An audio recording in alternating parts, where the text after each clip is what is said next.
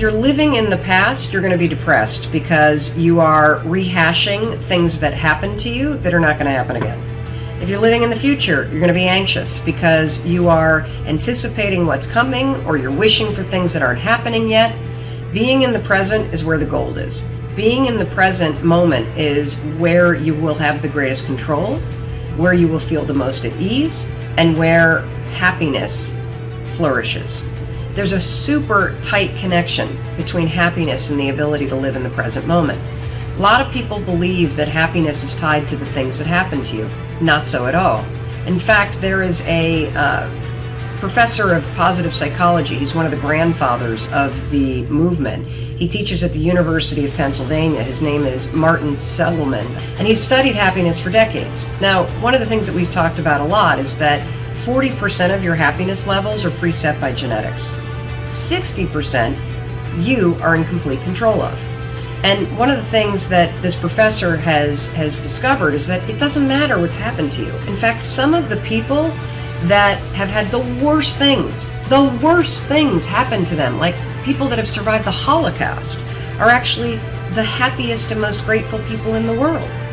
Happiness comes down to this right up here. It comes down to your thoughts, it comes down to your mindset, it comes down to your attitude, and you are 100% control of what you're thinking.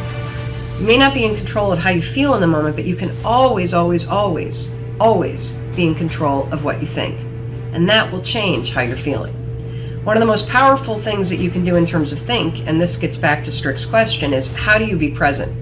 Being present is literally nothing more than the skill of having your thoughts be in this moment, not in the past, not in the future, but right here.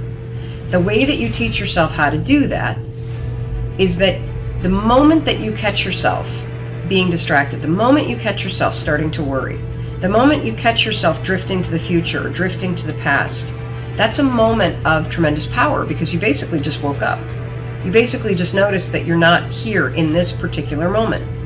So use that wake-up call, 5, 4, 3, 2, 1, and ground yourself in this moment. The best way to ground yourself in the moment is to look for something in this particular moment that you can savor.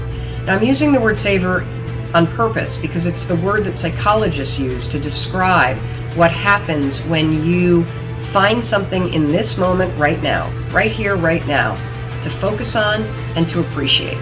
It could be literally the questions. These are printed out questions from people on social media. And if I were to stop and look at these and savor them, what I would feel in this moment is a tremendous amount of gratitude because people are taking the time to write. And that makes me feel incredibly grateful. And it also makes me very happy because it means that the folks that are writing are taking control of their lives and seeking out the information that they need. Another form of savoring that we can all relate to is eating. As you're eating, instead of drifting to the future and thinking about all the things that you need to do or hanging out in the past and rehashing everything that's happened during the day, be in this moment, in this meal. Slow down. Think about the food that you're eating. Think about the people that you're sitting with and how you feel about them. And if you want to take it up a notch, actually acknowledge them. Hey, this food tastes amazing. Thank you for cooking, or I'm so glad to see you and that we get the time to have this meal together. Those small, simple acts of savoring are how you expand your happiness inside the present moment. So, how do you be more present? Simple. The moment that you catch yourself in the future, in the past, worrying, whatever, refocus yourself right here, right now, and then find something right here, right now that you can savor. And when you do that, you're not only going to be present, you're going to feel more grateful, and you're going to feel a little boost of happiness.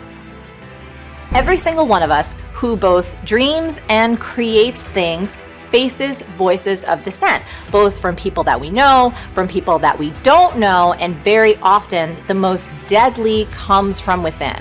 And if we don't take a thoughtful, conscious approach to taking on our unrealistic dreams, they just ain't gonna happen. But if you are up for the challenge, and I think you are, here are 5 steps that can help. Step number 1 is frame your dream. And here's what this means. We can't become what we can't envision. So when I say frame your dream, what I mean is I want you to take a picture of it in your mind's eye in vivid, specific detail. And then what I want you to do is translate that picture into words, meaning write down that big unrealistic dream. And I know that you may have heard about the power of writing things down before, but the truth is, most people just don't do it, which is so crazy because the research is conclusive on this. There was a study done by Dr. Gail Matthews that shows that you are 42% more likely to achieve your goals if you write them down. So what I want you to do is whip out your journal or hop on that keyboard and get writing. Step number 2 is filter opinions and fend off negativity. You've got to take responsibility for the energy that you allow in your life. I want you to fend off negativity as much as humanly possible. You know, we know so much more about the brain than we did just 20 years ago. Neuroscience has taught us incredible things, like that our brains are continuously shaped by our thoughts and our experiences. And you know this to be true. I mean, negativity is one of the most toxic forces on the planet. It's toxic for your brain, for your nervous system, and for your ability to stay motivated. So do me this favor, okay? Do not solicit or listen to the opinions of people who are notorious for just being Debbie Downers.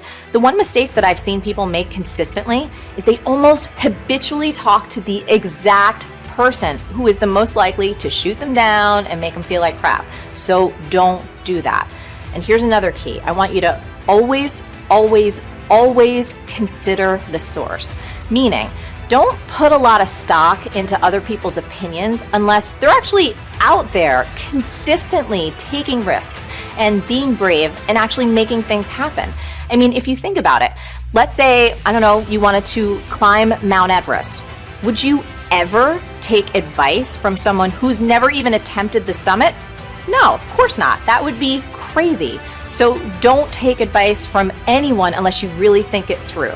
And I want you to ask, has this person achieved an unrealistic or impossible dream? Are they taking meaningful risks on a consistent basis? Do you admire who they are, how they live, and what they contribute? If not, do not use them as a sounding board for your idea. Think about the era that our parents lived, okay? Great Depression, right? Very, very hard to make money, very, very hard to find resources, very, very hard to do anything unless you're a professional. So our parents said to most of us, if you don't become a professional, you're going to struggle. You're going to struggle and suffer. And even the professionals said, okay, so become a professional and here's your ceiling of what you have. So we became conditioned to be worried of scarcity in a world that has no scarcity.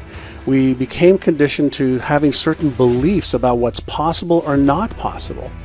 So even now, as we we're sitting here and we've got this, amazing election time. Crazy. One of the things I've been thinking about is, there are some people that believe that if Donald Trump wins, they're going to make a fortune, and there's other people that think they're going to lose everything. And I have a friend of mine who has got about $70 million in the bank that believes that if Hillary gets into office, he's going to lose millions. Wow. It's going to be really tough. And what really is, going on in people's heads? It's all of their references, their beliefs, and their perceptions that are locked away in the implicit part of their brain that is driving those thoughts and even the behaviors. They may not even be aware of it. They're not even aware of it, yeah. They can be, but they may not be.